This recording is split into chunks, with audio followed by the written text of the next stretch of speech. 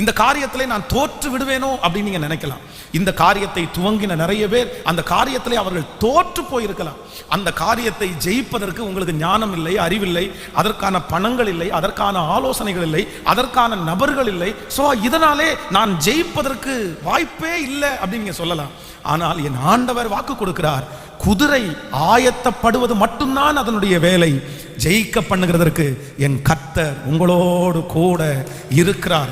யார் இல்லாவிட்டாலும், யார் இருந்தாலும், உங்களுக்கு திறமைகள் இருந்தாலும் இல்லாவிட்டாலும், நான் நம்புகிறேன் தேவனுடைய கிருபை உங்கள் மேல் இருப்பதனாலே நீங்கள் தொடங்கின அந்த காரியத்திலே ஒரு பெரிய ஜெயத்தை கர்த்தர் உங்களுக்கு தருவாராக. ஆமென் சொல்லுங்கள். நீங்கள் துவங்கின அந்த காரியத்திலே கர்த்தரே உங்களை ஜெயிக்க பண்ணுவார். குதிரை யுத்த நாளுக்காக ஆயத்தமாக்கப்படும், ஜெயமோ கர்த்தரால் வரும். சில நேரங்களிலே நம்முடைய குடும்பத்தில் இருக்கிற நபர்கள் ஜெயிக்காததுனால நம்ம ஜெயிக்க மாட்டோம்னு நிறைய பேருக்கு தோணும். நம்ம எங்க ஜெயிக்க போறோம்? இந்த எண்ணம் அநேக விசுவாச மக்களுக்குள்ள மேலோங்கிட்டே இருக்குது. நான் ஒரு தோற்று போகிற ஒரு ஆளு, நான் வாழ்க்கையில் இதுவரைக்கும் ஜெயிக்கவே இல்லை. 50 வயசாயிடுச்சு, நான் என்னத்தை ஜெயித்திருக்கிறேன்? 40 வயசாயிடுச்சு, நான் என்ன வின் பண்ணினேன்? நான் ஸ்கூல்ல நான் தோற்று போனேன், எக்ஸாம்ல நான் தோற்று போனேன், என்னுடைய வாழ்க்கையில நான் தோற்று போனேன், என் வேலையில நான் தோற்று போனேன். நான் நம்புறேன், நீங்கள் 1000 இடங்களிலே தோற்று போனாலும் என் தேவனாகிய கர்த்தர் உங்களை ஜெயிக்க பண்ணுகிற அந்த ஒரு இடத்தின் மூலமாய் நீங்கள் தோற்று போன 1000 இடத்திலையும் நீங்கள் சாட்சியாய் நிச்சயமாய் நிற்பீர்கள். கர்த்தருடைய ஒரு ஜெயம், ஆண்டவருடைய ஒரு வெற்றி, வேதம் சொல்லுகிறது கர்த்தருடைய ஒரு வெற்றி உங்களுக்கு போதும். உங்கள் வாழ்க்கையில இருக்கிற 1000 தோல்விகளை அது ரொம்ப அழகா அப்படியே ஃபுல்ஃபில் பண்ணும். ஆமென் சொல்லுவோம். நான் நம்புகிறேன் இந்த 2023வது வருடம் முடிகிறதற்குள்ளே இந்த ஜெபத்தில் இருக்கிற நிறைய பேர் நீங்கள் ஜெயிக்க போகிறீர்கள். கர்த்தர் உங்களை ஜெயிக்கிறவர்களாய் நிறுத்த போகிறார். உங்கள் குடும்பத்திலே கர்த்தர் உங்களை ஜெயிக்கிறவர்களாய் நிறுத்த போகிறார். நீங்கள் ஜெயத்தை பார்க்கவில்லை, ஆனால் உங்கள் பிள்ளைகள் மூலமாய் கர்த்தர் ஒரு பெரிய ஜெயத்தை உங்களுக்கு கட்டளை இடுவாராக. ஆமென் சொல்லுவோம். இந்த உலகத்திலே உங்களுடைய பிள்ளையை கர்த்தர் ஜெயிக்க பண்ணுவார். உங்கள் மகனை கர்த்தர் ஜெயிக்க பண்ணுவார். கர்த்தருடைய வருகை தாமதிக்குமானால் இந்த வருடம் முடியும் போது நீங்கள் நிற்பீர்கள் தலை குனிந்தல்ல, தலை நிமிர்ந்து. தேவன் உங்களை ஜெயிக்க பண்ணினதை ஹalleluya ஹalleluya கரங்களை தட்டும் போதே அது நடப்பதாக. கர்த்தர் தள்ளாடுகிற முழங்கால்களை கர்த்தர் உறுதிப்படுத்தி இப்பொழுது தேவன் நம்மை ஜெயிக்க பண்ணுவாராக. ஹalleluya. சோ நம்முடைய தேவனாகிய கர்த்தர் அவர் நம்முடைய திறமைகளை கொண்டு அல்ல, அவர் நினைத்தாரானால் நம்ம என்ன பண்ணுவார் அப்படின்னா அவர் ஜெயிக்க பண்ணுகிற கர்த்தர். ஹல்லேலூயா. இந்த வார்த்தையை இந்த வசனத்தை நான் தியானிக்கும் போது உண்மையிலே நான் ரொம்ப சந்தோஷப்பட்டேன். பொதுவாக ஸ்கூலுடைய படிப்பில் நிறைய பேர் படிக்கிறார்கள். அப்போது ஒவ்வொருத்தருக்கும் மாதம் மாதம் இந்த 3 விசை அந்த ரிப்போர்ட் மார்க் ரிப்போர்ட்டை கொடுத்து அனுப்புவாங்க. தன்னுடைய பெற்றோரிடத்தில் சொல்லி இந்த சைன் பண்ணுறதுக்காக கொடுத்து அனுப்புவாங்க. அப்போது நான் நினைக்கிறேன், உண்மையிலேயே எனக்கு நினைவு தெரிந்து என்னுடைய ஞாபகமாக ஒரு டைம் கூட நான் எல்லாத்துலேயும் பாஸ் பண்ணிட்டாங்க.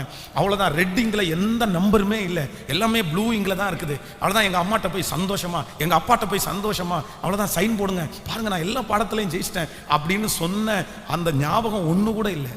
ஒரு முறை நடந்த எக்ஸாமில் கூட அப்படி ஜெயிக்கல. ஆனால் நான் நம்புகிறேன், கிறிஸ்துக்குள்ள வந்ததற்கு பிறகு, ஆண்டவர் கையில எடுத்ததற்கு பிறகு, இன்றைக்கு இந்த பலிபீடத்திலிருந்து நான் உணர்கிறேன், இப்பொழுது கர்த்தர் என்ன பண்ணியிருக்கிறார்னா ஜெயிக்க பண்ணி இருக்கிறார். ஹல்லேலூயா. ஒருவேளை இந்த ஜெபத்தில் இருக்கிற உங்களுடைய வாழ்க்கையில இதே சூழ்நிலையிலே நீங்கள் கடந்து போகலாம். ஒருவேளை நீங்கள் என்னை போல அந்த படிப்பு இல்லாமல் உங்களுடைய வாழ்க்கையில எல்லாவற்றிலையும் நீங்க 0 மட்டுமே பார்த்திருக்கலாம். ஆனா கர்த்தர் வாக்கு கொடுக்கிறார், குதிரை யுத்த நாளுக்காக ஆயத்தமாக்கப்படும், ஜெயமோ கர்த்தரால் வரும். இந்த கைகளை உயர்த்தி இந்த வார்த்தையை நான் நம்புகிறேன், இந்த வார்த்தையை நான் விசுவாசிக்கிறேன் என்று சொல்லுங்கள். ஹல்லேலூயா. முழு பலத்தோட நான் ஜெயிக்க போகிறதற்காக நன்றி, கர்த்தர் என்னை ஜெயிக்க பண்ணுகிறதற்காக நன்றி. இப்பொழுது நான் ஆரம்பிக்கிற இந்த தொழிலிலே கர்த்தர் என்னை ஜெயிக்க பண்ண போகிறார். இப்பொழுது நான் எழுத போகிற இந்த எக்ஸாமில் கர்த்தர் என்னை ஜெயிக்க பண்ண போகிறார். என்னுடைய வாழ்க்கையிலே நான் கர்த்தர் என்னை ஜெயிக்க பண்ண போகிறார். சொல்லுங்க, சொல்ல சொல்ல அது அப்படியே நடக்கட்டும். என் பிள்ளைகளுடைய வாழ்க்கையிலே ஹல்லேலூயா கர்த்தர் ஒரு பெரிய ஜெயத்தை காண்கிற அளவிற்கு சொல்லுங்க, அப்பா ஸ்தோத்திரம் ஸ்தோத்திரம் ஸ்தோத்திரம், என்னை ஜெயிக்க பண்ணுகிற கர்த்தர். ஆமென். நான் இந்த வசனத்தை தியானித்துக் கொண்டிருக்கும் போது வேதத்திலே ஒரு 4 பேருடைய வாழ்க்கையை கர்த்தர் என்னுடைய இருதயத்திலே காண்பித்தார். அப்படின்னா நான் ஒரு ஃபெயிலியரான பர்சன், நான் ஒரு தோற்று போன ஒரு மனுஷன், நான் தோற்று போன மனுஷி அப்படின்னு இந்த வேதத்திலே நினைத்த 4 பேர் அந்த தோல்வியை நினைத்து அவர்கள் ரொம்ப வருத்தப்பட்டதை குறித்து வேதத்தில் நான் தியானித்தேன். ஆனா அப்படி நான் தோற்று போன ஒருத்தன், நான் ஒரு ஃபெயிலியர் அப்படின்னு நினைச்ச ஒரு மனுஷனை ஆண்டவர் எப்படியெல்லாம் ஜெயிக்க பண்ணினார் என்கிறதை வேகமாய் நம்ம தியானிச்சு நம்ம முடிக்க போறோம். முதலாவதாக ஒரு வசனத்தை வாசிக்க போகிறோம். மத்தேயு எழுதின சுவிசேஷம் 26ஆம் அதிகாரத்தை எல்லாரும் எடுத்துக்கொள்ளலாம். மத்தேயு எழுதின சுவிசேஷம் 26ஆம் அதிகாரத்திலே 75வது வசனத்தை நம்ம சேர்ந்து வாசிக்க போகிறோம். மத்தேயு எழுதின சுவிசேஷம் 26ஆம் அதிகாரத்திலே 75வது வசனத்தை சேர்ந்து வாசிக்கலாமா? அப்பொழுது பேதுரு சேவல் கூவுறதற்கு முன்னே நீ என்னை 3 தரம் மறுதலிப்பாய் என்று இயேசு தன்னிடத்தில் சொன்ன வசனத்தை நினைத்து கொண்டு வெளியே போய் மனம் கசந்து அழுதான். இன்னொரு விஷயம் கூட வாசிக்கலாம். அப்பொழுது பேதுரு சேவல் கூவுகிறதற்கு முன்னே நீ என்னை 3 தரம் மறுதலிப்பாய் என்று இயேசு தன்னிடத்தில் சொன்ன வசனத்தை நினைத்து கொண்டு வெளியே போய் மனம் கசந்து அழுதான். ஆண்டவருடைய பிள்ளைகளே, அப்போஸ்தலனாகிய பேதுரு மிக உற்சாகமானவன். எல்லாவற்றையும் தான் ஜெயிக்கணும் அப்படின்னு நினைக்கிற ஒரு மனப்பக்குவம் உள்ளவன் தான் இந்த பேதுரு. அவன் சாதாரணமாக எல்லாரை போல வாழ்ந்து விட்டு போகணும் அப்படின்னு நினைச்சதில்லை. ஆண்டவரிடத்துல 12 சீடர்கள் இருந்தாரு. ஆனா அந்த 12 சீடர்களையும் முன்பாக நின்றவன் பேதுரு. நல்லா வரணும்னு நினைச்சவன் பேதுரு. ஆண்டவர் செஞ்ச காரியத்தை நம்ம செய்யணும்னு நினைச்சவன் பேதுரு. எல்லாவற்றிலும் முடிந்தவரை பேதுரு தான் முன்னாடி நிற்பான். சரி, நம்ம ஏதாவது செய்யலாமே, இந்த உலக வாழ்க்கை முடிக்கிறதுக்குள்ள ஏதாவது பண்ணணுமே அப்படின்னு தன்னுடைய இருதயத்தில் வாழணும், தன்னுடைய இருதயத்தில் ஜெயிக்கணும்ன்ற எண்ணம் இந்த பேதுருக்குள்ளே அதிகமா இருந்துச்சு. ஆனா ஒரு காலகட்டத்தில் தன்னுடைய வாழ்க்கையில பல விஷயம் அவன் தோற்று போனான். முதலாவதாக நீங்க வேதத்தில் வாசிப்பீர்களே, ஆனால் இயேசு கடல் மேல் நடந்து வருகிறார். அப்ப ஆண்டவரை பார்த்து கேட்கிறான், ஆண்டவரே நீரே ஆனால் நானும் நடந்து வரட்டுமா? ஆண்டவர் நடந்து வா. ஆனா அதுல ஃபெயிலியர் ஆயிட்டான். எல்லாரும் அவனை ஏளனமாய் சிரிக்கிறாங்க. என்ன நீ விழுந்துட்ட, விசுவாசத்தோட போன, உனக்கு இது தேவையா, நீ எதுக்கு இப்படி பண்ணணும்? அப்ப அந்த காரியத்தில் அவன் தோல்வி அடைந்தான். அதுக்கு பிறகு ஆண்டவரிடத்துல அவன் பேசும்போது, ஆண்டவரே நம்ம இந்த இடத்துல செட்டில் ஆயிரலாமா அப்படின்னு கேட்கிறான். அந்த இடத்துலையும் அவன் தோற்று போனான். இந்த பேதுரு தோற்று போனது ஒரு இடம் அல்ல. வேலைக்காரின் இடத்துல தோற்று போனான், தன்னுடைய கையில கத்திய வச்சிருந்ததுனால தோற்று போனான், அவன் கடலின் மேல் நடக்கும்போது தோற்று போனான். பேதுருனுடைய ஆரம்பம் முதல் இந்த இடத்துல அழுகிற வரைக்கும் அவன் தோற்று போன ஒருத்தன். நான் ரொம்ப ஃபெயிலியர் ஆயிட்டேன். தன்னுடைய வாழ்க்கையினுடைய தோல்வியை நினைச்சு தேவ ஆலயத்துல போய் மனம் கசந்து அழுகிறான். நான் என்ன நம்புறேன் அப்படின்னா, ஒரு விதத்துல ஆண்டவரை நம்ம துக்கப்படுத்திட்டோம், ஆண்டவர் சொன்ன வார்த்தைக்கு நம்ம கீழ்ப்படியல அப்படின்ற குற்ற மனசாட்சி அவனுக்குள்ள இருந்தாலும் நான் நம்புறேன், அவன் தேவ ஆலயத்துல போய் இவ்வளவு ஒரு ஃபெயிலியரான ஒரு பர்சனா நான் இருக்கிறேனே, ஒண்ணுல கூட நான் ஜெயிக்க மாட்டேனா, இதுல நான் ஜெயிச்சிருவேன், நான் ஆண்டவரத்துல சவால் விட்டேனே, ஆண்டவரே என்ன வந்தாலும் நான் உங்களை விட மாட்டேன், மரணம் வந்தாலும் நான் விட மாட்டேன், நான் உங்களை பின்தொடர்வேன், மறுதலிக்கிறத குறித்து என்கிட்ட பேசாதீங்க அப்படின்னு பெரிய சவால் எல்லாம் விட்டுட்டேனே. ஆனால் இன்னைக்கு தோற்று போய் நிற்கிறேனே. இந்த ஜெபத்துல இந்த சத்தத்தை கேட்கிற நீங்களும் ஒருவேளை பேதுருவை போல ஒரு சூழ்நிலையில நிற்கலாம். நான் ஒரு ஃபெயிலியரான ஒரு பர்சன் பாஸ்டர், உண்மையிலேயே என் வாழ்க்கையில ஜெயிக்கணும்ன்றதற்காக நான் எடுத்த முயற்சி 1 இல்ல 2 இல்ல, நிறைய முயற்சிகளை நான் எடுக்கிறேன். அவ்வளவுதான், பேதுருவை போல இப்படி ஒரு முயற்சி எடுத்தேன், இங்க ஒரு வாய்ப்பு கிடைக்காதா, இங்க ஒரு வாய்ப்பு கிடைக்காதா, எல்லா வாய்ப்புலையும் நான் முன்னாடி நிற்கிறேன். உலகத்துல இருக்கிற மனிதர்கள் சொல்வார்கள், வாய்ப்பு உங்களை தேடி வரும்போது நீங்க செஞ்சிருங்க, நீங்க வாய்ப்பை மிஸ் பண்ணிட்டீங்கன்னா உங்களுக்கு கிடைக்காது. ஆனா என் வாழ்க்கையில நான் நினைக்கும் போது ஒரு வாய்ப்பையும் நான் தவற விட்டது மாதிரி எனக்கு தெரியவே இல்லை பாஸ்டர். எல்லா வாய்ப்புகளையும் நான் பயன்படுத்தி கொண்டேன், ஆனா ஒண்ணுல கூட நான் ஜெயிக்கவே இல்லை. நான் என் சொந்தக்காரங்கள்ட்ட சவால் விட்டேன், என் நண்பர்களிடத்துல சவால் விட்டேன், என்னை எதிர்த்தவங்களிடத்துல நான் பேதுருவை போல சவால் விட்டு இதுல நான் ஜெயிக்கிறேன் பாரு, இதுல நான் தோற்று போக மாட்டேன்னு சவால் விட்டேன். ஆனா இன்று இந்த சத்தத்தை கேட்டுக்கொண்டிருக்கும் போது உங்களால ஜெயிக்கவே முடியாம பரிசுத்தத்திலையும் நீதிலையும் தோற்று போய் இருப்பீர்களே. ஆனால் இப்ப மனம் கசந்து இந்த பேதுரு அழுகிறான், நான் ஒரு ஃபெயிலியர், நான் ஒரு ஃபெயிலியர். அப்போ தேவனுடைய பார்வை இந்த பேதுரு மேல விழுகிறது. அவருடைய உயிர்த்தெழுந்து முடிஞ்சு கர்த்தர் பேதுருவை சந்திக்கிறார், மறுபடியும் பரிசுத்த ஆவியானுடைய அபிஷேகத்தை அவனுக்கு கொடுக்கிறார். வேதம் சொல்கிறது, அத்தனை நாட்களும் தோற்று போன பேதுரு அதற்கு பின்பாக ஜெயிக்கிறவனா இருக்கிறான். 5000 பேருக்கு முன்பாக பேதுரு ஜெயித்தான். அவனுக்கு முன்பாக குருடர்கள், சப்பானிகள் அவர்களுக்கு முன்பாக ஜெயித்தான். திரள் கூட்டத்திற்கு முன்பாக ஜெயித்தான். ராஜாக்களுக்கு முன்பாக ஜெயித்தான். அவனை குறைவாய் பேசின எல்லாருக்கும் முன்பாகவும் மரணம் வரைக்கும் கர்த்தர் அவனை ஜெயிக்கிறவனாகவே நிற்க பண்ணினார்.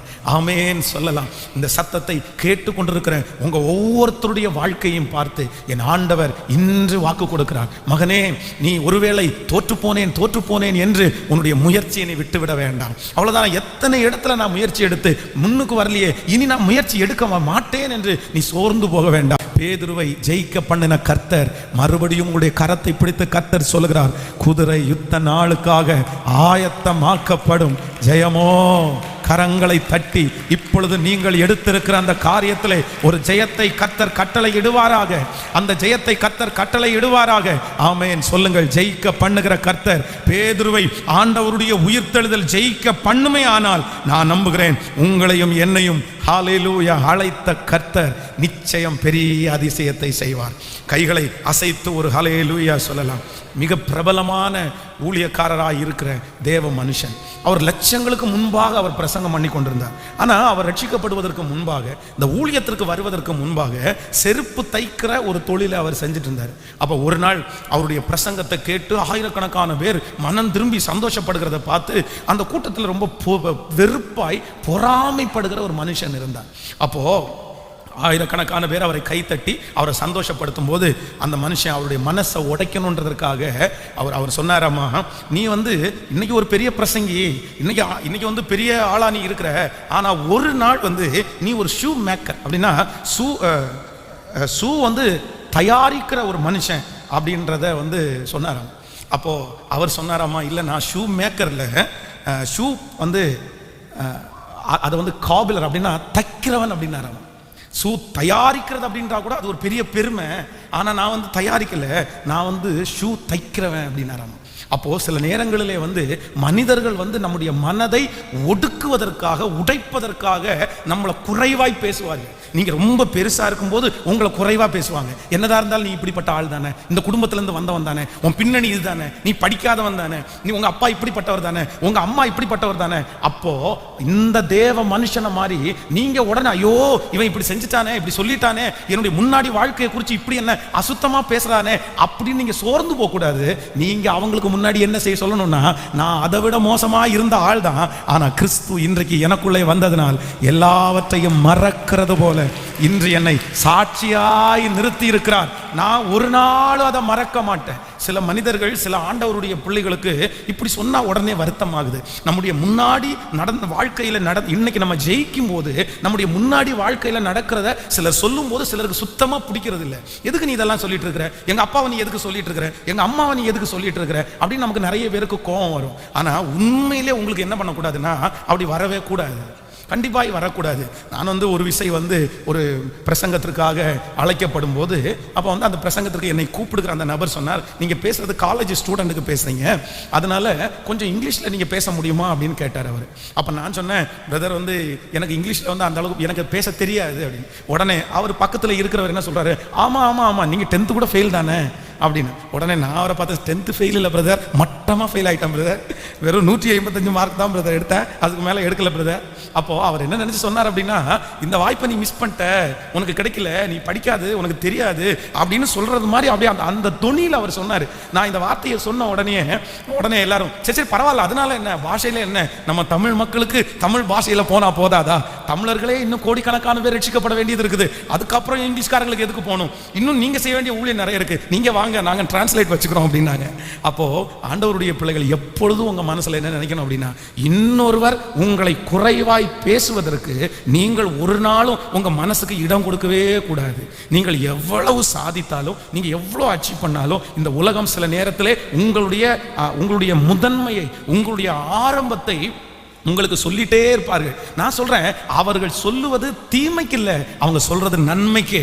அவர்கள் சொன்னாலும் சொல்லாவிட்டாலும் நம்முடைய ஆரம்பத்தை அவர்கள் மறந்தாலும் நம்ம ஒரு நாளும் மறந்துடக்கூடாது. எத்தனை பேர் ஆமோதிக்கிறீர்கள்? ஏன் மற்றவங்க நம்முடைய ஆரம்பத்தை சொல்லும் போது நமக்கு வருத்தம் வருது அப்படின்னா, நம்முடைய ஆரம்பத்தை நம்ம மறந்ததுனால தான் நமக்கு வருத்தம் வருது. உங்களுடைய ஆரம்பத்தை நீங்க மறக்காம இருந்துட்டீங்கன்னா உங்களுடைய மரணம் வரைக்கும் அவர்கள் உங்களுக்கு சொல்லுவது உங்களுக்கு வேதனை கொடுக்கவே கொடுக்காது. அப்போ இன்னைக்கு ஒரு தீர்மானம் எடுக்கணும். ஆண்டவரே, என்னை மன அளவிலே யார் என்னை மட்டப்படுத்தி பேசினாலோ நான் சந்தோஷம் அடைகிற ஒரு அபிஷேகத்தை கர்த்தர் எனக்கு தருவீராக. என்னுடைய இயலாமையை ஆண்டவரை பொறுத்து கொண்டு எனக்கு நீதி செய்கிற ஒரு நல்ல கர்த்தர். ஹல்லேலூயா. சோ நம்பர் 1, முதலாவதாக நான் தோற்று போனேன் என்று மனம் கசந்து அழுத பேதுரு. ரொம்ப அழுது அந்த மனம் உடைஞ்சு இருதயத்தை நொறுங்கி, இன்னைக்கு யாரோ ஒருத்தர் நீங்க அழுதுட்டே இருக்கலாம், நீங்க வெளியே சிரிக்கலாம், மற்றவங்களுக்கு முன்னாடி சந்தோஷப்படலாம், ஆனா நான் தோற்று போனவன். ஆனா ஆண்டவர் சொல்றாரு, பேதுருவை மறுபடியும் அந்த நாணலை போன்றவனை கற்பாறையாய் மாற்றினார். பேதுரு என்பதற்கு நாணல் என்று அர்த்தம். ஆனால் கர்த்தர் அவனை கடைசியாய் கூப்பிடும் போது, நீ கேவா, இந்த கல்லின் மேல் என் சபையை கட்டுவேன், பாதாளத்தின் வாசல்கள் அதை மேற்கொள்ளுவது இல்லை. நாணலை போன்று இருந்த அந்த பேதுருவை கற்பாறையாய் மாற்றின கர்த்தருடைய ஒரு பெரிய பிரசன்னம் இந்த ஆலயம் முழுவதும் நிரம்பி இருக்கிறது. இந்த சத்தத்தை கேட்கிற பிள்ளைகளை தொட்டு கொண்டிருக்கிறது. அவர் உங்களை பார்த்து சொல்லுகிறார், நாணலை போல விழுந்து விழுந்து கிடக்கிற, தோற்று போய் கொண்டிருக்கிற உங்களை கர்த்தர் கற்பாறையாய் மாற்றி, கர்த்தர் உங்களை கற்பாறையாய் மாற்றி, ஹல்லேலூயா, வெகு சீக்கிரத்திலே உங்களை ஜெயிக்க பண்ண போகிறார். ஆமென் சொல்லுங்கள். ஹல்லேலூயா. நான் நம்புகிறேன் ஆண்டவரேன்னு சொல்லுங்கள். ஹல்லேலூயா. என்னை ஜெயிக்க பண்ணுகிற கர்த்தர். ஆமென். ஜெயம் கொடுக்கும் தேவனுக்கு கோடி கோடி ஸ்தோத்திரம். வாழ்வளிக்கும் இயேசு ராஜாவுக்கு வாழ்நாளெல்லாம் ஸ்தோத்திரம். ஜெயம் கொடுக்கும் தேவனுக்கு கோடி கோடி ஸ்தோத்திரம். வாழ்வளிக்கும் இயேசு ராஜாவுக்கு வாழ்நாளெல்லாம் ஸ்தோத்திரம். இப்ப சொல்லுவோம், அல்லேலூயா அல்லேலூயா.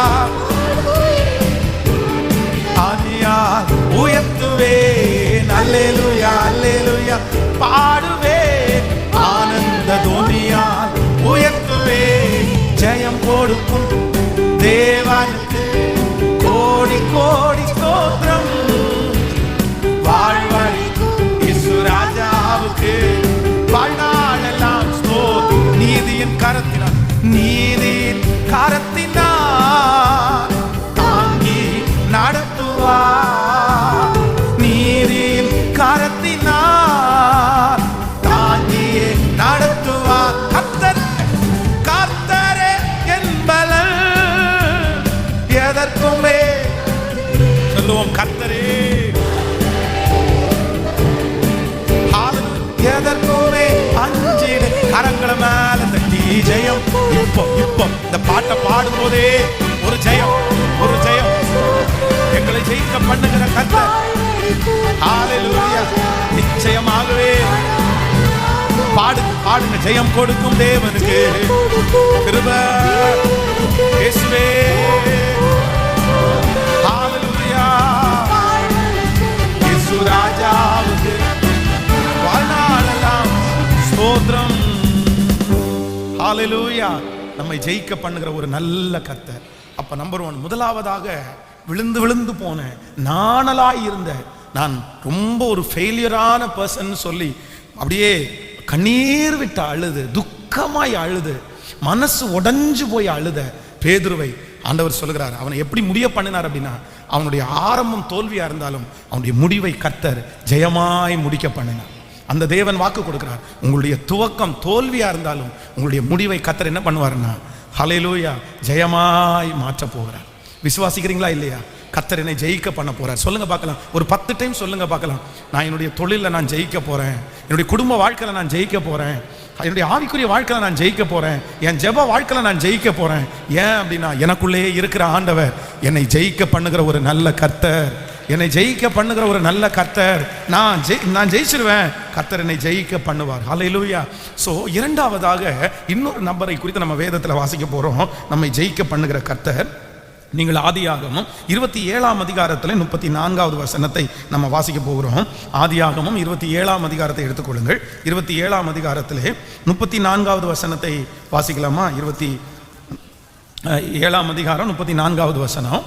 ஏசா தன் தகப்பனுடைய வார்த்தைகளை கேட்ட உடனே மிகவும் மனம் கசந்து உரத்த சத்தமாய் அலறி தன் தகப்பனை நோக்கி, என் தகப்பனே, என்னையும் ஆசீர்வதியும் என்றார். அடுத்த வசனம் கூட வாசிக்கலாம். அதற்கு அவன், உன் சகோதரன் தந்திரமாய் வந்து உன்னுடைய ஆசீர்வாதத்தை பெற்றுக்கொண்டான் என்றான். அடுத்த வசனத்தை வாசிக்கலாம். அப்பொழுது அவன் பெயர் இனி யாக்கோபு என்பது சரியல்லவா? இதனோட 2 தரம் என்னை மோசம் போக்கினான், என் சேஷ்டபுத்திர பாகத்தை எடுத்துக்கொண்டான், இதோ இப்பொழுதும் என் ஆசீர்வாதத்தையும் வாங்கி கொண்டான் என்று சொல்லி, நீர் எனக்கு ஒரு ஆசீர்வாதத்தை ஆகிலும் வைத்து வைக்கவில்லையா என்றான். கவனிங்க ஆண்டவருடைய பிள்ளைகளே, இரண்டாவது, நான் ஒரு ஃபெயிலான பர்சன், நான் ஒரு ஃபெயிலியர் அப்படின்னு ரொம்ப அழுத மனுஷன் யார் அப்படின்னா, வேதம் சொல்லுகிறது ஏசா என்கிற இந்த தேவனுடைய பிள்ளை. இவனுடைய தோல்வி எங்கிருந்து ஆரம்பிச்சிச்சு அப்படின்னு சொன்னா, அவன் பிறப்பிலிருந்து ஆரம்பிச்சிருச்சு. நீங்க இவங்க 2 பேரும் இரட்டை குழந்தைகளா பிறப்பாங்க. அப்போ இந்த இரட்டை குழந்தைகளா பிறக்கும் போது அதுல வந்து பொதுவாக வந்து அந்த ரெட்டை குழந்தையா பிறக்கும் போது நிறைய பேர் அதை பார்ப்பாங்க, எந்த குழந்தை பலமா இருக்குது, எந்த குழந்தை அழகா இருக்குது. அப்போ நீங்க அந்த அதிகாரங்களை வாசிக்கும் போது அங்கே என்ன அப்படின்னா, தன்னுடைய குதிகாலை பிடிக்கிறது போல, தன்னுடைய வாழ்க்கையை இழுத்து போடுறது போல, அவ்வளவுதான் இவன் தான் ஜெயிச்சான் அப்படின்னு தோணும். ஆனா அவனுடைய சகோதரன் ஜெயிப்பான். அப்போ அவனுடைய பிறப்பிலேயே மிகவும் தோல்வி அடைந்த மனுஷன். அதற்கு பிறகு அவன் மூத்த பிள்ளையா இருக்கிறதுனால தன்னுடைய தகப்பனாரால ஒரு ஆசீர்வாதம் வருது. சிலருடைய வாழ்க்கையில எப்படி தோக்குறாங்க அப்படின்னா, பிறப்பிலேயே அவர்கள் தோற்று போகிறார்கள். இப்போ அவங்க அப்பா அவனுடையதெல்லாம் அவனுக்கு சேஷ்ட புத்திர பாகம், தன்னுடைய சகோதரனை விட இன்னொரு மடங்கு அவனுக்கு அதிகமானது. இந்த ஜபத்துல இருக்கிற சிலருக்கு இப்படிப்பட்ட ஒரு ஆசீர்வாதம் கிடைக்கலாம். உங்க அப்பாவுடையதை உங்க யாருக்கும் கிடைக்காம உங்களுக்கு கிடைச்சிருக்கலாம். ஆனா நீங்க அதை பயன்படுத்திக்கல, அது உங்களுக்கு கிடைக்கல. அப்போ உங்க சகோதரர்கள் சொல்லலாம், உனக்கு கிடைச்சிருந்தா அந்த ஆப்பர்ச்சுனிட்டிஸ் எனக்கு கிடைச்சிருந்தா, அந்த வாய்ப்பு எனக்கு கிடைச்சிருந்தா, அந்த பணம் எனக்கு கிடைச்சிருந்தா, அந்த சொத்து எனக்கு கிடைச்சிருந்தா, நான் வித்திருக்கவே மாட்டேன், நான் அதை பெருக்கி இருப்பேன், நான் அதை ஆசீர்வாதத்துக்கு நேரா கொண்டு போயிருப்பேன். பாரு, அப்பா உன் கையில கொடுத்துட்டாரு, நீ ஒரு லக்கி இல்லாத ஒரு ஆளு. இப்படி ஏசாவை திட்டுனது போல உங்களிடத்திலும் வந்து சொல்லலாம். அப்போ இந்த ஏசாவுக்கு ஃபெயிலியர் முதலாவதாக பிறக்கும் போது, இரண்டாவது தன்னுடைய தகப்பனார் கொடுத்த ஆசீர்வாதத்தையே அவனால பத்திரப்படுத்த முடியல. அதற்கு பிறகு இப்போ அவனுக்கென்று உள்ள ஆசீர்வாதம், அவனுக்கு சம்பாதிச்சது தன்னுடைய தகப்பனார் சொல்லி இதுல எப்படியாவது ஜெயிச்சிடணும் அப்படின்னு வேக வேகமா காட்டுக்குள்ள ஓடி ஒரு நல்ல மிருகத்தை பிடிச்சு அதை அடிச்சு சுவையாய் சமைத்து கொண்டு வர்ற கொஞ்ச நேரத்துக்கு முன்னாடி அவனுடைய சகோதரன் அதை எடுத்துட்டு போறான். சோ எல்லா ஓட்டத்திலையும் தோற்று போன அந்த ஏசா தன்னுடைய தகப்பனாரை பார்த்து கேட்கிறான், தகப்பனாரே, ஒரு ஆசீர்வாதத்தை ஆகிலும் எனக்காக நீ விட்டு வைக்கலையா? ஒன்னாவது அப்படின்னா என்ன அர்த்தம் அப்படின்னா, இந்த ஒண்ணுலையாவது நான் ஜெயிக்க மாட்டேனா? எனக்கு ஏதாவது ஒண்ணு கொடுங்க, ஏதாவது ஒண்ணு கொடுங்க. எப்படி இருக்கும் பாருங்களேன். ஒரு மூத்த சகோதரன், அதுவும் நிறைய ரோமம் உள்ளவர், ஒரு அழகான ஒரு பையன், தகப்பனாரை போல ரொம்ப உழைக்கிறவர், வேட்டையாடுகிறவர். ஆனா இந்த பையனுக்கு இவ்வளோ பெரிய தோல்வியும் போது யாராலையுமே, அந்த டேலண்ட் இல்லாத பர்சனா கூட பரவாயில்ல, அவ்வளவு டேலண்ட் உள்ளுக்குள்ள இருந்தும் இப்போ ஃபெயிலியரா வந்துட்டு நிற்கிறான். இந்த ஜபத்தில் இருக்கிற தேவனுடைய பிள்ளையே, உங்களுக்குள்ள அவ்வளவு திறமைகள் இருந்து கூட நீங்க வந்து இன்னைக்கு தோற்று போய் வந்திருக்கலாம். பாஸ்டர், ஏசாவுடைய அதே வாழ்க்கை தான் எனக்கு பாஸ்டர். என்னுடைய அப்பா கொடுத்ததை நான் இழந்துட்டேன், எங்க அம்மா கொடுத்ததை நான் இழந்துட்டேன், என் வாழ்க்கையில் நிறைய வாய்ப்புகளை நான் தவற விட்டுட்டேன். நான் வந்து உண்மையிலே என்ன மாதிரி ஒரு டேலண்டானவங்க யாருமே இருக்க முடியாது. ஆனா அவ்வளவு டேலண்ட் இருந்து பிரயோஜனம் இல்லை பாஸ்டர், நான் இழந்துட்டேன், நான் விட்டுட்டேன், அவ்வளவுதான் சொல்லலாம். ஆனா அப்படிப்பட்ட ஏசாவை என் தேவனாகிய கர்த்தர் என்ன பண்ணார் அப்படின்னா, ஏசாவுடைய நிலத்தை இஸ்ரவேல் ஜனங்கள் பிரயாணம் பண்ணும்போது அந்த இடத்தினுடைய ஒரு அடி நிலம் கூட நீ எடுக்கக்கூடாது, நான் ஏசாவையும் அவனுடைய வம்சத்தையும் நான் ஆசீர்வதித்தேன் என்று கர்த்தர் அவனை ஜெயிக்க பண்ணினான்.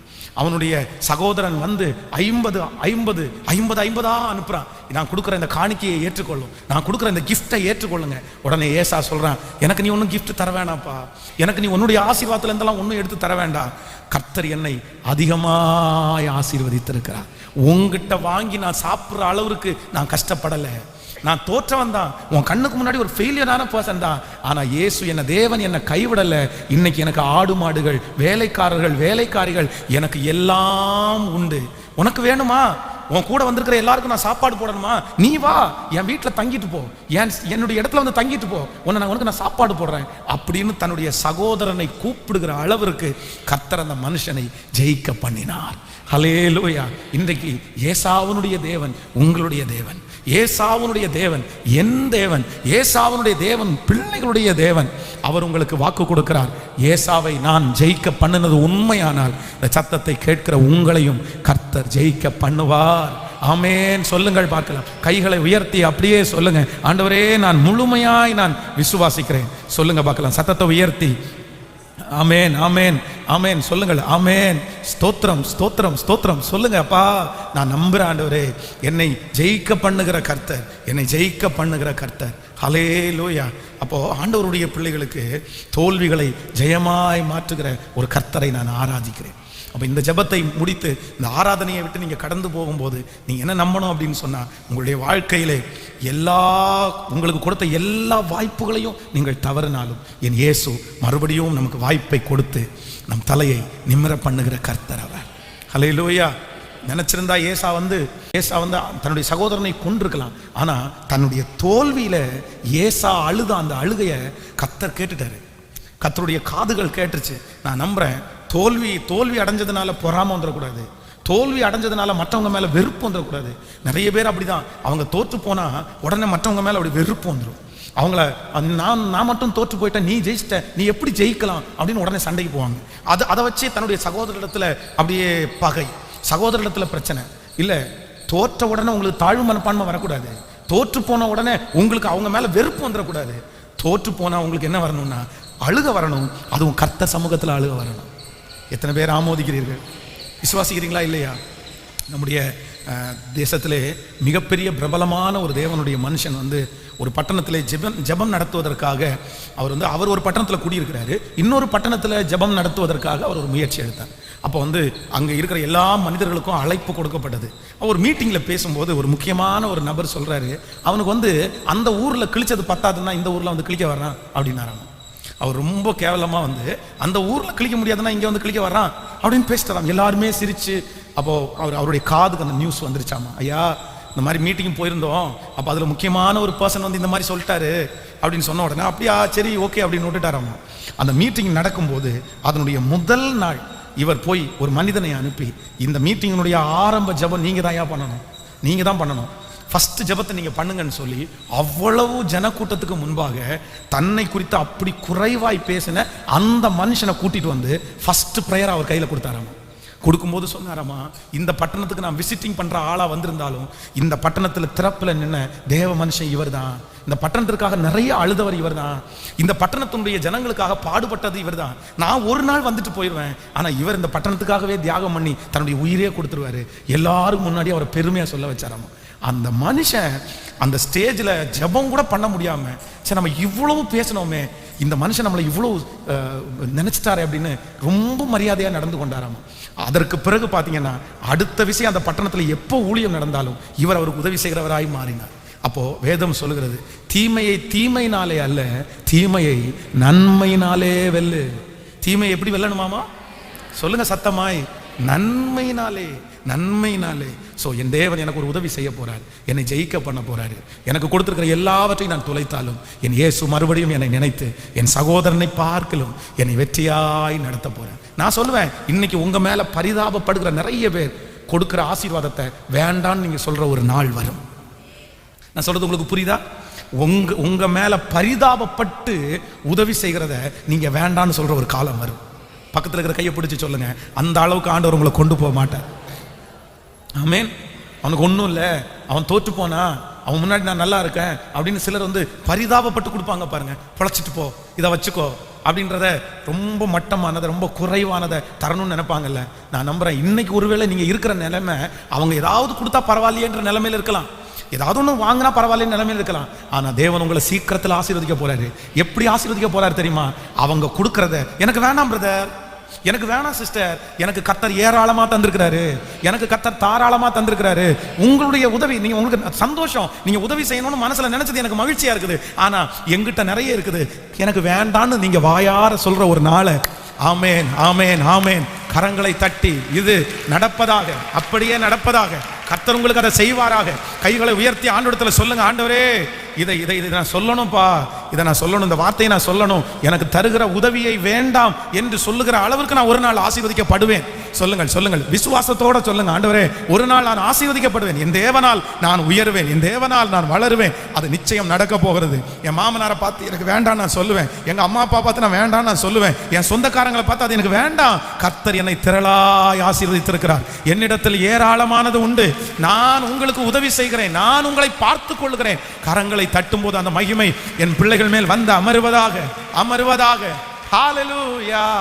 நான் முடியாதென்ற போது முடியும் என்றாரே, நான் மனம் தளர்ந்த போது திடன் கொள் என்றாரே, முடியாதென்ற போது முடியும் என்றாரே, நான் மனம் தளர்ந்த போது திடன் கொள் என்றாரே. கர்த்தர் இந்த அருகில் நின்று நான் உனக்கு யாவும் செய்வேன், உன் தேவை பார்த்து கொள்வேன் என்றாரே. சொல்லுவோம், கர்த்தர் எந்த அருகில், கர்த்தர் எந்த அருகில் என்று நான் உனக்கு யாவும் செய்வேன், உன் தேவை பார்த்து கொள்வேன் என்றார். இப்ப கரங்கள மேல தட்டி, என் தேவனால் என் தேவனால் சொல்லுவோம், என் தேவனால் நான் வளருவேன், நிச்சயம் நடக்கும் நிச்சயம் நடக்கும், சுற்றியுள்ள கண்கள் அதை பார்க்கும், நிச்சயம் நடக்கும் நிச்சயம் நடக்கும், சுற்றியுள்ள கண்கள் அதை பார்க்கும். ஹல்லேலூயா. நிச்சயம் நடக்கும் நிச்சயம் நடக்கும், சுற்றியுள்ள கண்கள் எல்லாம் அதை பார்க்கும். விசுவாசிக்கிறீங்களா இல்லையா? நான் இது ஒரு பெரிய ஆசீர்வாதம். என்ன ஆசீர்வாதம் அப்படின்னா, என்கிட்ட இருக்குன்னு சொல்றது பெரிய ஆசீர்வாதம். என்னது? பக்கத்துல கையை பிடிச்சி சொல்லுங்க, இருக்குன்னு சொல்றது பெரிய ஆசீர்வாதம். ஆனா நமக்கு என்ன பண்ணது? ஹலோ, மனசு வருமா? இருக்குன்னு சொன்னாலும் நம்ம அவங்கள பார்த்து கொடுத்தா நல்லா இருக்கும் தான் தோணும். அதான் நமக்கு 10 கொடுத்தாலும் நமக்கு நிறைய பேருக்கு நிறையாது, 1000 கொடுத்தாலும் நமக்கு நிறைய பேருக்கு நிறையாது. ஆனா உண்மையிலே ஒரு ஆண்டவருடைய பிள்ளையினுடைய வெயிட் என்ன அப்படின்னு சொன்னா, என்கிட்ட இருக்குன்னு சொல்றது தான். என்கிட்ட இருக்கு பிரதர், அப்படி ஒருவேளை இல்லைன்னா கூட பரவாயில்ல பிரதர், எனக்கு கிடைச்சிடும், ஆண்டவர் தந்துருவாரு, நான் வாங்கிடுவேன் அப்படின்னு சொல்றது பெரிய ஆசீர்வாதம். கிடைக்குது கொடுக்குறாங்க அப்படின்னு சொன்ன உடனே ஒரு கார்டுக்கு 3 வாங்கிடக்கூடாது. ஆமென். சிலர் பார்த்தீங்க அப்படின்னா, இந்த ரேஷன் கடையில் பார்த்தீங்கன்னா இந்த பொங்கலுக்கு பை கொடுப்பாங்க பாருங்களேன். அப்போ பக்கத்து வீட்டில் ஒரு 3 வீட்டில் கேட்டுட்டு கொடுக்குறீங்களா? உங்களுக்கு இயலாமை, உங்களுடைய இல்லாமையில் நீங்கள் கேட்கறது தவறல்ல. ஆனால் ஆண்டவர் உங்களை போஷிக்கும் போது, ஆண்டவர் உங்களை ஆசீர்வதிக்கும் போது, ஒரு தேவனுடைய பிள்ளையினுடைய ஒரு பெரிய கெத்து என்ன அப்படின்னா, இருக்குன்னு சொல்றதா. நாம என்ன நிறைய பேருக்கு வரமாட்டேங்குது. ஹல்லேலூயா. ஆனால் நம்ம நிறைய பேர் உண்மையிலே அதில் ரொம்ப வீக்காக இருப்போம். நம்ம வேணும் வேணும்னு கேட்போம். யாராவது ஒருத்தர் இன்னைக்கு உங்களுக்கு ஒரு பைக் ஏற்கனவே உங்களுக்கு இருக்குது, உங்களை பார்த்து உங்களுக்கு ஒரு பைக் தரலான்னு நினைக்கிறேன் அப்படின்னு சொன்னால் நீங்கள் என்ன சொல்லுவீங்கன்னு நினைக்கிறீங்க? ஆமாம் பிரதர், ஏற்கனவே இது பஞ்சர் ஆகிட்டே இருக்கு பிரதர், ஏற்கனவே இது ஓடலை, நான் நினச்சிட்டே இருந்தேன், நான் ஜோம் பண்ணிட்டே இருந்தேன், ஐயோ பரவாயில்ல, கர்த்தரே உங்கள் மனசில் ஏவி இருக்கார், கொடுங்க கொடுங்க. அந்த பைக் என்னவா தான் இருக்கும், அது நல்லாவா தான் இருக்கும் நமக்கு. ஆனால் இன்னொருத்தர் கொடுக்கும்போது அதை வாங்கலாம்னு மனசில் நமக்கு தோணும். இல்லை, இந்த நினைப்பு இருக்கிறது நான் உங்களுக்கு தவறு, அது பாவம் அப்படின்னு சொல்ல வரல. ஆனால் என்ன அப்படின்னு சொன்னால், முடிந்த வரைக்கும் இந்த உலகத்தில் என்ன பண்ணணும்னா, இன்னொருத்தருடைய உதவியை நாடாமலே வாழ்ந்துடணும். நம்ம புரியுதா உங்களுக்கு நான் சொல்றது? புரியுதுல? இன்னொருத்தட்ட கை கட்டி, இன்னொருத்தட்ட கையேந்தி அப்படி நிக்கிற மாதிரி நீங்க யாருமே வளரக்கூடாது. சின்ன பிள்ளைகளுக்கு கூட நான் சொல்றேன், வாலிப தம்பிகளுக்கு கூட சொல்றேன், நான் சொல்றேன், இன்னொருத்தரை டிபெண்ட் பண்ணி நீ வாழணும்னு எப்பவுமே நினைக்காத. நீ கர்த்தரை சார்ந்து வாழ்ந்து கொள். ஆனா இன்னொன்னு எப்படின்னா, நீங்க தான் உழைக்கணும், நீங்க முன்னேறணும், கர்த்தர் உங்களை ஆசீர்வதிக்கணும். ஆமேன்னு சொல்லுங்கள். நன்றாய் கவனிங்கள். கை நீட்டி வாங்குற வரைக்கும் தாங்க நமக்கு மரியாதை. பக்கத்துல கையை பிடிச்சு சொல்லுங்க, கை நீட்டி வாங்குற வரைக்கும் தான் மரியாதை. சொல்லுங்க, கை நீட்டி வாங்குற வரைக்கும் தான் மரியாதை, அதுக்கு மேல நமக்கு மரியாதை இல்லை. அவ்வளவுதான், முடிஞ்சிடும் அதோட. நான் சொல்றேன், சிலர் இனாமா கொண்டு 1000 கொடுத்துருவாங்க, இனாமா கொண்டு உங்களுக்கு 10,000 கொடுத்துருவாங்க. ஆனா நீங்க கேட்டீங்கன்னா 10 ரூபா கூட தர மாட்டாங்க. உண்மைதானே? ஹலோ, கேக்குதா? அவங்க சும்மா கொடுத்துருவாங்க, அவங்க கேட்காம கொடுத்துருவாங்க. ஆனா நீங்க கேட்டீங்கன்னா தரமாட்டாங்க. இல்ல பிரதர், என்கிட்ட இல்ல பிரதர், இருந்தா கூட இல்லைன்னு தான் சொல்லுவாங்க. அது ஆனா நான் என்ன நம்புறேன் அப்படின்னா, தன்னிடத்தில் கேட்கிறவர்களுக்கு இல்லைன்னு சொல்ற ஒரே ஒருத்தர் கர்த்தர் மட்டும்தான். நான் உனக்கு தருவேன்ப்பா, நான் உனக்கு தருவேன், உனக்கு எது வேணாலும் நான் தருவேன், நான் என்கிட்ட இல்லைன்னு நான் சொல்ல மாட்டேன், என்கிட்ட இருக்குன்னு தான் கர்த்தர் சொல்லுவேன். ஹல்லேலூயா. ஜெபிக்கிறீங்களா? எத்தனை பேர் ஜெபிக்கணும்? ஆண்டவரே, பாஸ்டர் சொல்றது உண்மையானால் ஒரு நாள் வரணும், அந்த நாள் என்ன சொல்லணும்னா, என்கிட்ட இருக்குப்பா, எனக்கு போதும்ப்பா, எனக்கு போதும்ப்பா. எத்தனை பேர் ஆமோதிக்கிறீர்கள்? கைகளை அசைத்து ஒரு ஹல்லேலூயா சொல்லுங்க. ஆமென். நான் நம்புறேன், இந்த திருமணத்துக்கெல்லாம் அழைக்கும் போது நிறைய பேர் என்ன எழுதுவாங்க, அந்த மொய் எழுதுவாங்க. என்னது, எதுக்கு இந்த மொய் எழுதுறாங்க? கணக்கு பார்க்கறதுக்கா? காசு வந்து எதுவும் மிஸ் ஆயிடக்கூடாதுன்றக்கா? ஹலோ, ரெண்டு இருக்குது. ஒன்று யார் யார் எவ்வளோ போட்டாங்கன்னு தெரிஞ்சுக்கிறதுக்காக, இன்னொன்று அவன் கல்யாணத்துக்கு போகும்போது நம்ம இவ்வளோ தான் கொடுக்கணுன்றக்காக, நம்ம கணக்கு வைக்கிறதுக்காக. அப்போது இந்த நோட்டில் எழுதுனாங்கன்னா என்ன நடக்கும் அப்படின்னு சொன்னால், 500 ரூபா நீங்கள் கவரில் கொடுக்குறது அப்படின்னா அந்த கவருக்குள்ளே மடித்து நிறைய பேர் கொடுத்துட்டு போயிடுவாங்க. 100 ரூபா கூட கொடுத்துட்டு போயிடுவாங்க, பிரச்சனை இல்லை, கவருக்குள்ளே இருக்கிறது யாருக்குமே. ஆனால் மொய் எழுதுனா 501, சின்னையா 501, செல்லையா 501, ராமர் இத்தனை அப்படின்னு ஒவ்வொன்றா பேர் எழுதுவாங்க. அப்போது நம்ம உடனே என்ன நினைப்போம் அப்படின்னு சொன்னா, சே அவனே 501, அவனே 401, நான் 1001 கொடுக்கலன்னா மரியாதை இல்லை. அப்போது நிறைய பேர் அதை எழுதுறதுக்கு என்ன காரணம் அப்படின்னு சொன்னால், அவ்வளோதான், அந்த இன்கம் அது வரட்டும் அப்படின்னு நினைக்கிறாங்க. ஆனால் நான் என்ன நம்புகிறேன் அப்படின்னா, இல்லை, ஆண்டவருக்கு வருகை தாமதிச்சுன்னா கர்த்தவங்களை ஆசீர்வச்சா உங்கள் வீட்டில் நடக்கிற கல்யாணம் மொய்யே இல்லாத கல்யாணமாக நடக்கட்டும். ஆமே. அதில் நம்ம ஒரு கார்னரில் போடணும், பரிசுகள் ஏற்றுக்கொள்ளப்பட மாட்டாது. ஆமே. நீங்கள் எதுவுமே எங்களை வந்து நீங்கள் கொடுக்க வேண்டாம், நீங்கள் வந்து சாப்பிட்டு எங்களை ஆசீர்வச்சிட்டு, ஆமேன், செஞ்சா உங்களுக்கு கர்த்தர் வசதி இருக்குமானால் அப்படி செய்யுங்க. ஆனால் இன்னைக்கு நம்ம என்ன யோசிச்சுப்போம் தெரியுமா, இந்த கல்யாண கார்டுக்கு கீழே யோ கிஃப்டா கொடுக்காதியா, பணமா குடியா. ஏன் அப்படின்னா, நீ வாழ்க்கை கொடுத்தா 100 வாழ்க்கை கொடுத்துருவேன், நான் எங்கேயா மாட்ட முடியும்? அதனால நீ வாட்ச் கொடுத்தா 1000 வாட்ச் கொடுத்துருவேன், மாட்ட முடியாது. அதனால நீ பேசாம என்ன பண்ணுனா, சிலருடைய கல்யாண கார்டில் அப்படி அடிச்சிருக்காங்க வேற. நான் பார்த்து ஆச்சரியப்பட்டிருக்கிறேன், அது ரொம்ப ஆச்சரியமா இருந்துச்சு. இந்த கல்யாண கார்டில் கீழே வந்து சைடில் கார்னரில், நீங்கள் வந்து பொருட்கள் வாங்கி தர வேண்டாம், நீங்கள் வாங்கி கொடுக்குறத பணமாக கொடுத்துருங்க அப்படின்னு. இல்லை, நான் நம்புகிறேன் ஆண்டவருடைய பிள்ளைகளை கர்த்தர் ஆசீர்வதிக்கணும். எப்படி அப்படின்னா, ஆண்டவரே வேண்டாம், நீங்கள் எங்களுக்கு தர வேண்டாம், நீ வந்து சாப்பிட்டு ஆசீர்வதிச்சுட்டு போங்க. ஹல்லேலூயா. இந்த காலம் நிச்சயமாய் வரும். என்ன காலம் வரும் அப்படின்னு சொன்னால், போதுமான அளவு எனக்கு இருக்கிறது. ஆபிரகாமுடைய பெரிய கெத்து என்ன அப்படின்னு சொன்னால், ஜனங்களை எனக்கு பொருட்களை நீ வச்சுக்கோ அப்படின்னு சொல்லி சோதோம் கொமோரா ராஜா சொல்லும் போது இவர் உடனே சொல்றாரு, இதில் இந்த கதையெல்லாம் வேணாம், ஆபிரகாமை நீ ஐஸ்வர்யவான் ஆக்குனேன் என்று சொல்லாதபடிக்கு. சார் எவ்வளோ இல்லை, எனக்கு எதுவுமே வேணாண்டா, போயிரு, எனக்கு ஒன்றுமே வேண்டாம், ஜனமும் வேண்டாம், பணமும் வேண்டாம், என்னை ஆசீர்வதிக்கிறதுக்கு கர்த்தர், என்னை உயர்த்துவதற்கு ஆண்டவர் இந்த வரதட்சணைக்காக நகை போடல, பணம் கொடுக்கல அப்படின்னு உங்க மனசுல யாருடைய மனசுலயாவது இருக்கா? உங்க அக்காவுக்கு மட்டும் அவ்வளவு கொடுத்தாங்கல்ல, உங்க தங்கச்சிக்கு மட்டும் அவ்வளவு கொடுத்தாங்கல்ல, அப்ப எனக்கு கொடுக்க வேண்டியதானே? ஏன் உங்க அப்பாவுக்கு எனக்கு ஒரு கார் வாங்கி கொடுக்க கூடாதா? ஏன் உங்க அப்பாவுக்கு எனக்கு ஒரு 5 சொத்து எழுதி கூடாதா? ஏன் உங்க அப்பா குறைஞ்சவரா? அப்ப நான் ஒண்ணு, நீ அவங்க மூத்த அக்கா ஒண்ணா அப்படின்னு யாராவது மனசுல இருக்கா? உங்களுக்கு அன்பாய் சொல்லுகிறேன், நீங்க அந்த மாதிரி எதிர்பார்க்காதீங்க. அவங்க உங்களுக்கு எல்லாருக்கும் கொடுத்து உங்களுக்கு தராதது தவறுதான். 4 பிள்ளைங்க இருந்தா 4 பிள்ளைகளுக்கும் இருக்கிறத அவ்வளவு அழகா ஷேர் பண்ணி கொடுக்கறது ஒரு அம்மா அப்பாவுடைய கடமை. ஆனா ஒரு பிள்ளைக்கு பார்த்து இன்னொரு பிள்ளைய பார்த்து அப்படி குறைக்கிறது தகப்பனா தாயாருடைய அழகு இல்லை. ஒருவேளை ஒரு பிள்ளை எக்ஸ்ட்ரா பார்த்துருக்கலாம், அவனுக்குரியதை அவங்க கொடுக்கலாம், அது தவறல்ல. ஆனா உங்க அம்மா அப்பா வேண்டுமென்றே, உங்க மாமனார் மாமியார் அம்மா அப்பா உங்களுக்கு உரியதையே அவங்க தரலன்றதுக்காக நீங்க அவங்களோட வழக்காடவும் போட வேண்டாம், நீங்க அவங்கள்ட்ட சண்டை போடவும் கேட்கல. உலகத்தினுடைய அம்மா அப்பா தர வேண்டாம், ராஜாதி ராஜா உங்களை நிறைவாய் போஷிப்பார். அவங்க கொடுக்கறத விட 10 மடங்கு அதிகமாக உங்களுக்கு கர்த்தர் தருவார். நீங்க ஒரு நாளும் குறைஞ்சு போகவே மாட்டீங்க. கர்த்தர் உங்களுக்கு குறைவாய் வைக்க மாட்டார். நான் நம்புறேன், நீங்க கொஞ்சம் சாப்பிட்டாலும் அதை சமாதானத்தோட சாப்பிட்ற அளவுக்கு கர்த்தர் உங்களை வைப்பாரு. இன்னொருத்தர நான் எதிர்பார்க்கவே மாட்டேன். ஆமென். ஆண்டவரே, அந்த கிருபை எனக்கு தாங்கன்னு கர்த்தருடைய பிள்ளைகள் கேளுங்க. உங்க பிள்ளைகளையும் அப்படியே வளர்த்துங்க. எவ்வளவு தருவாங்கன்ற அந்த பண மோட்டிவேஷன்லேயே வளர்த்த வேண்டாம், கர்த்தரை சார்ந்து கொள்ளும். ஆமென். ஸோ நம்பர் 2, இரண்டாவதாக ஆண்டவர் யாரை ஆசீர்வதித்தார், யாருக்கு கர்த்தர் ஜெயத்தை கொடுத்தார் அப்படின்னா, ஏசா எல்லாவற்றையும் தொலைத்த அவனுக்கு ஆண்டவர் அவங்க எல்லாருக்கும் முன்பாகவும் கர்த்தர் அவனை ஜெயிக்க பண்ணினார். ஸோ நம்பர் 3 வேகமாக நான் சொல்லி நான் உங்களுக்கு ஜெபித்து முடிக்கிறேன். நம்பர் 3 லூக்கா எழுதின சுவிசேஷம் 18ஆம் அதிகாரத்தை எடுத்துக்கொள்ளலாம். 18ஆம் அதிகாரத்தில் 10வது வசனத்திலிருந்து 13வது வசனம் வரைக்கும் வாசிக்க போறோம். லூக்கா எழுதின சுவிசேஷம் 18ஆம் அதிகாரத்தில்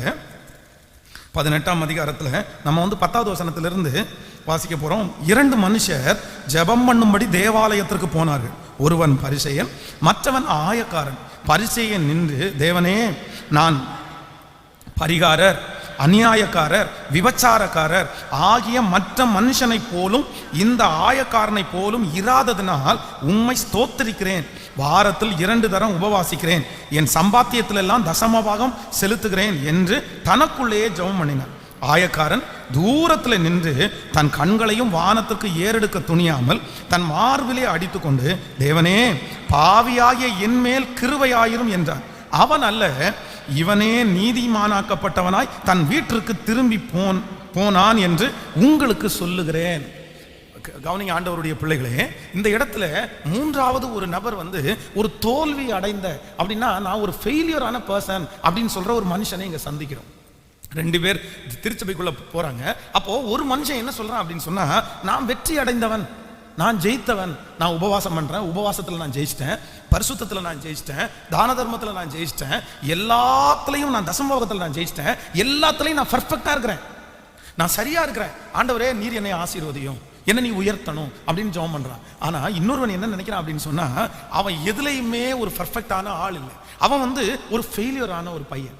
அவன் சொல்றான், ஆண்டவரே நான் என்ன பண்றதுன்னு எனக்கு தெரியல, என்கிட்ட இருக்கிற ஒரே ஒரு வார்த்தை, பாவியாகிய என்மேல் கிருபையாய் இரும் ஆண்டவரே. ஆனா இந்த முதலாவதாக ஜெபித்தவன் என்ன ஜெபம் பண்ணும்போது ஜெபம் பண்றான் அப்படின்னா, அந்த ஜெபம் பண்ண உட்கார்ந்து இருக்கிறவன ரொம்ப கேவலமா பாக்குறான். பாருங்க பாருங்க ஆண்டவரே, அவனை போல நான் இல்லை, அவன் ரொம்ப மோசமான ஆள் பாரு, எப்படி பாரு, வாய்ப்பையும் பயன்படுத்திக்கல, எதையுமே பயன்படுத்திக்கல, எல்லாத்துலயும் ஃபெயிலியர்னு நிக்கிறான் பாருங்க.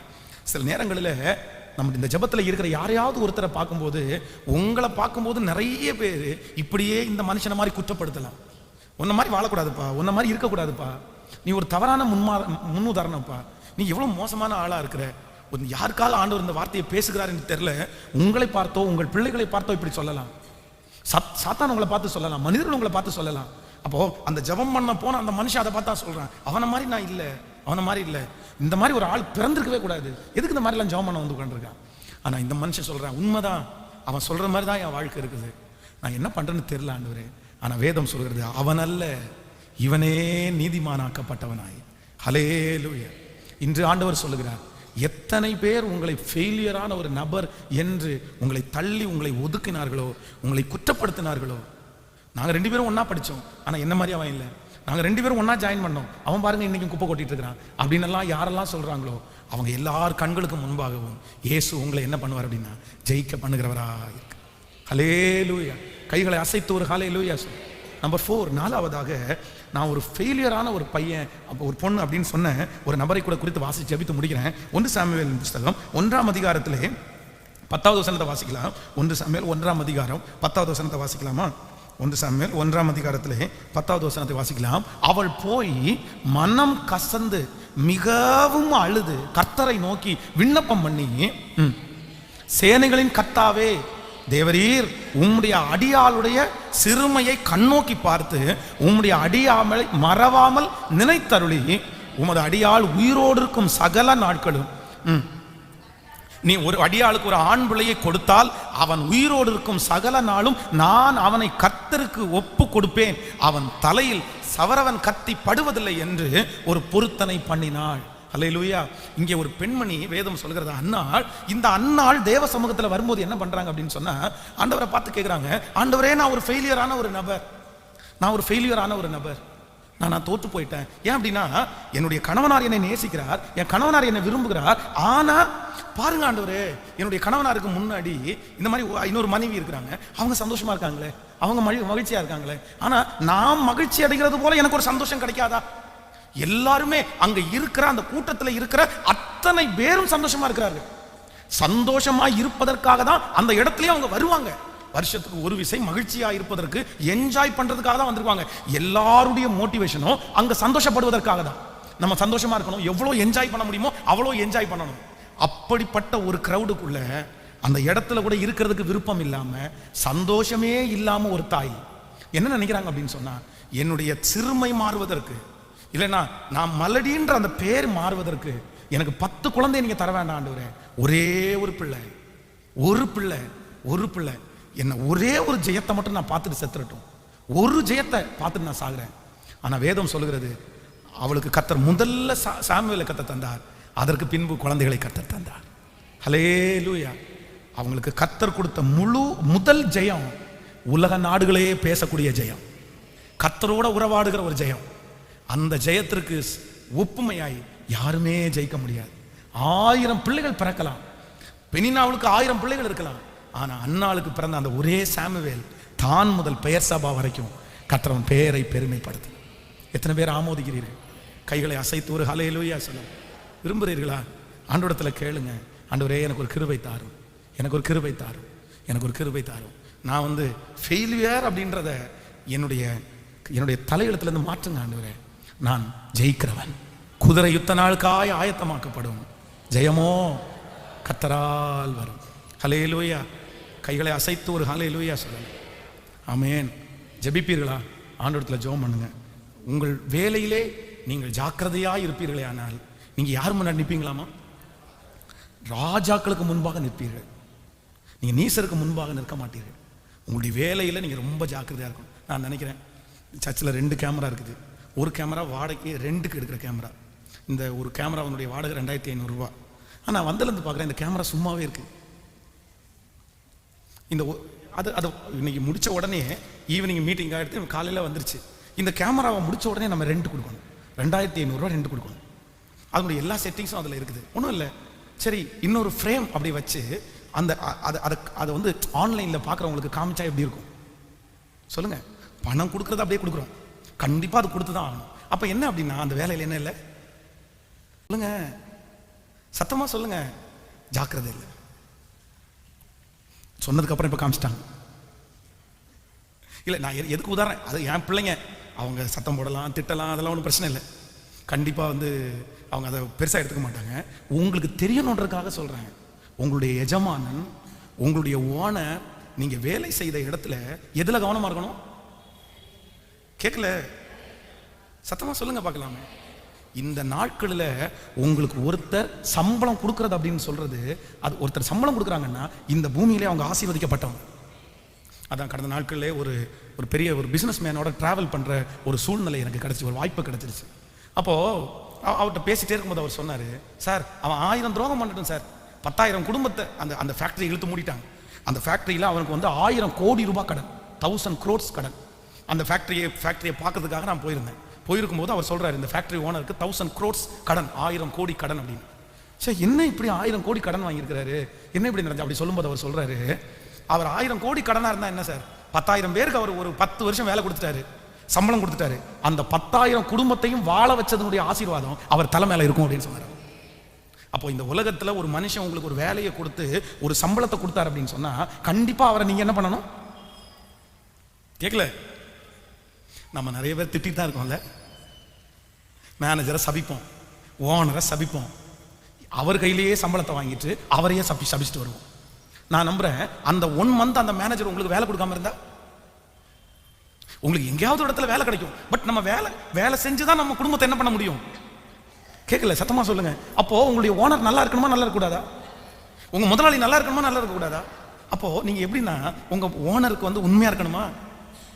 நான் யாருக்கு உண்மையா இருக்கணும்னா பரலோக தேவனுக்கு உண்மையா இருக்கணும். அவர் என் கையில கணக்கு கொடுத்துருக்கிறாரு. நீங்க உங்க எஜமானுக்கு உண்மையா இருக்கணும். சோ உங்கள் வேலையில நீங்க என்னவா இருக்கணும்? கேட்கல, பக்கத்தில் கையை பிடிச்சி சொல்லுங்க, உங்க வேலையில கவனமா இருக்கணும். ஆமென். அந்த டைமுக்காக ஒர்க் பண்றவங்களா இருக்கக்கூடாது, சம்பளத்துக்காக ஒர்க் பண்றவங்களா இருக்கக்கூடாது. சிலர் எதுக்கு ஒர்க் பண்ணுவாங்க சொல்லுங்க? சம்பளத்துக்காக. 8000 ரூபாய் சம்பளம் கொடுக்குறியா? 8000 ரூபாய்க்கு தானே உழைப்பேன். 10,000 ரூபாய் சம்பளம் கொடுக்குறியா? 10,000 ரூபாய் தான் உழைப்பேன். 6 மணி நேரம் வேலையாயா? 6 மணி நேரம் தான் உழைப்பேன். இல்லை, அதுக்காக நீங்க கடினமாய் நீங்க உங்களுடைய வாழ்க்கையை நீங்க அந்த பண்ணணும்னு நினைக்கல. இது யாருக்கு உண்மையா இருக்கிறது அப்படின்னா உங்க எஜமானனுக்கு மட்டும் இல்லை, பரலோக எஜமானனுக்கு உண்மையா இருக்கிறது. ஆமோதிக்கிறீங்களா? இன்னும் சத்தம் வரலையே, சத்தமா ஆமேன்னு சொல்லுங்க பார்க்கலாம். இதெல்லாம் ஏன்னா இது உங்களுக்கு மறக்கவே மறக்காதில்ல. இனி வேலைக்கு போகும்போதெல்லாம் உங்களுக்கு ஞாபகம் வரும். என்ன ஞாபகம் வரும்னா கேமரா ஞாபகம் வரும். அப்படித்தானே? ஹலோ, அதுக்காக தான் இதை சொன்னேன் நான். அதனால இந்த வேலை செய்கிற பிள்ளைகள், வேலை செய்கிற வாலிபர்கள் எல்லாரும் யாருக்கு உண்மையா இருக்கணும்னா உங்க எஜமானனுக்கு உண்மையா இருக்கிறது நீங்க கர்த்தருக்கு உண்மையா இருக்கிறதுக்கு சமம். ஆமோதிக்கிறீங்களா இல்லையா? உங்களால முடிஞ்சது த பெஸ்ட் ஏதாவது கொடுக்க முடியுமா, செய்ய முடியுமா? கண்டிப்பா நீங்க செய்யுங்க. வச்சு எவ்வளோ பக்காவா பெஸ்டா நீங்க இருக்கிற நாள் வரைக்கும் உங்களை அந்த ஃபீல்டில் அடிச்சுக்கிறதுக்கு யாருமே இருக்கக்கூடாது. நீங்க அந்த இடத்த விட்டு போனதுக்கு அப்புறம் நான் சொல்றேன், கண்டிப்பா உங்களை அந்த இடத்துல அவங்க மிஸ் பண்ற அளவுக்கு நீங்க நடந்துக்கணும். ஆமே, நிறைய பேருக்கு வர மாட்டேங்குது. சத்தமா சொல்லுங்க. நீங்க அங்க எத்தனை வருஷம் இருக்கிறீங்க இல்லைங்க அதெல்லாம் ஒன்றும் இல்லை. நீங்க அந்த இடத்த விட்டு போகும்போது ஒரு அடையாளத்தை வச்சுட்டு தான் போகணும். வர்றவங்களும் போறவங்களும் ஒவ்வொருத்தரும் அவங்க இருக்கும்போது நல்லா செஞ்சாங்கய்யா, அவங்க இருக்கும்போது நல்லா பண்ணாங்கய்யா, இது ஒன்று போதும், அவங்க காசே தராட்டி கூட இந்த ஒரு புகழ்ச்சியே உங்களுக்கு போதும், ஆசீர்வாதம். ஆமேன்னு சொல்லுங்க. ஸோ அன்னாள் நான் ஒரு ஃபெயிலியர், எனக்கு குழந்தை பெற்றெடுக்கிறதுக்கு எனக்கு தகுதி இல்லை, என்னுடைய கர்ப்பம் அதுக்கு இல்லை, எல்லாரும் குழந்தையோட இருக்காங்க, எனக்கு குழந்தை இல்லைன்னு சொல்லும்போது இயேசு நல்லவராக இருந்து அவளுக்கு பெரிய அற்புதத்தை கர்த்தர் செய்தார். ஆமேன்னு சொல்லுங்க. தேவ சமூகத்தில் எல்லாரும் எளிமை நிற்கலாமா? கர்த்தரிடத்துல சொல்லுங்க, ஆண்டவரிடத்துல. குதிரை யுத்த நாளுக்காக ஆயத்தமாக்கப்படும். ஜெயமோ, குதிரை யுத்த நாளுக்காக ஆயத்தமாக்கப்படும். ஜெயமோ. கைகளை அப்படியே உயர்த்தி ஹல்லேலூயா முழு பலத்தோட சொல்லுங்க பார்க்கலாம். ஆண்டவரே உமக்கு நன்றி. முழு பலத்தோட கையை உயர்த்தி இன்னைக்கு பேசின அந்த வார்த்தை என் வாழ்க்கையில நடப்பதற்காக நன்றின்னு சொல்லுங்க. நன்றி ஐயா சொல்லுங்க. முழு பலத்தோட கைகளை உயர்த்தி நன்றி ஐயா, நன்றி ஐயா, நன்றி சொல்லுங்க. முழு பலத்தோட நன்றி ஆண்டவரே. ஓ நன்றி நன்றி. என் இயலாமையில் செயல்படுகிறவர் நீர்தான் ஆண்டவரே, என் இயலாமையில் செயல்படுகிறவர் நீர்தான் ஆண்டவரே. ஓ நன்றி.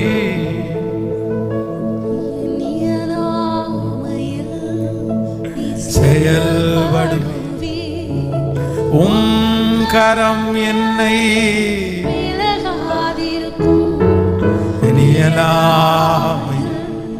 நீ செயல்படும் கரம் என்னை விலகாதிருக்கும். மலைகளை பெயர்ப்பீரே, தடைகள் உமக்கு எம்மாத்திரம். மரித்தோரை தோல்விகள் உமக்கு.